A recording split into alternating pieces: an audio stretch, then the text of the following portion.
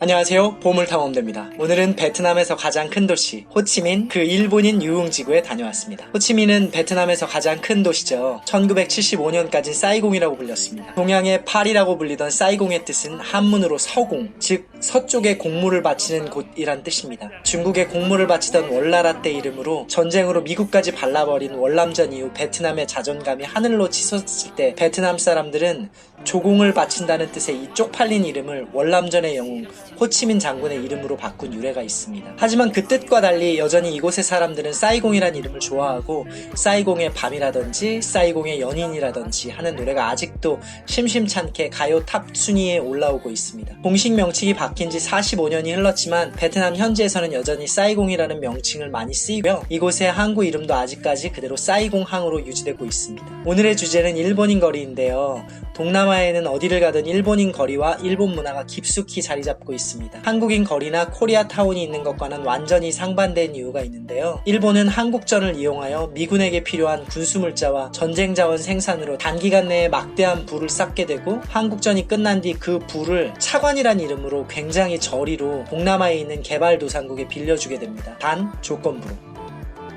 조건은 이랬습니다. 빌려준 돈은 나라의 인프라를 건설하는 데 국한하여 사용해야 하며 인프라 건설에 필요한 기술은 일본의 것을 사용하는 것을 최우선으로 한다. 일본은 돈을 빌려주고 일반 도로망이나 고속도로, 공항 등을 짓는데 자신들의 기업을 보냈고요. 그 기업들이 다시 돈을 회수해가서 빌려준 돈의 몇 배나 되는 금액을 받아냅니다. 사실상 있는 돈마저 뺏어버린 것이나 마찬가지인 깡패짓에 가까운 일이었습니다. 또한 국가의 인프라를 거의 독점으로 건설한 일본은 싼 이자를 빌미로 해당 국가에서 아직 생산하지 못해 어쩔 수 없이 수입해야 하는 품목 중에 몇 가지, 예를 들어 자동차 같은 품목들에 한해 일본의 제품만을 수입할 수 있게 하는 법안을 그 자국에서 통과시켜버립니다. 그래서 불과 10년 전만 하더라도 태국이나 베트남에 가신 분들은 동남아 국가를 운행하는 자동차의 90%가 일본 차였던 적도 있었었죠. 이렇게 일본은 개깡패 같은 짓을 서슴지 않았고요. 당연히 일본 회사들은 막대한 규모의 주재원들을 해당 국가에 보낼 수 있었었죠. 그것으로 인해 동남아 어느 나라를 가더라도 이렇게 고도화된 일본인 거리가 생겨나게 된 것입니다. 오늘도 쓸데없는 알뜰신잡이 길었네요. 자, 그럼 본론으로 들어가서 일본인 거리를 탐방해 보도록 하겠습니다.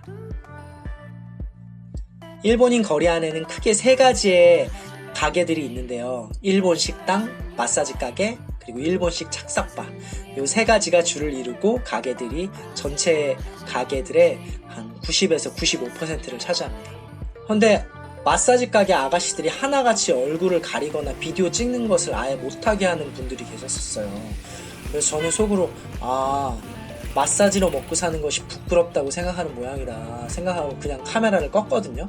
네, 헌데 나중에 알고 보니까 마사지는 핑계고 마사지가 끝나면 추가금을 받고 해주는 엑스트라 서비스라는 게 있다고 하더라고요.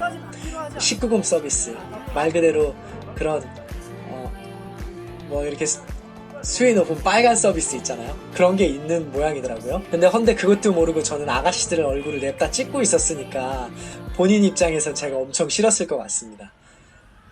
그래서 돌아보다가 마사지를 받으러 들어갔는데요.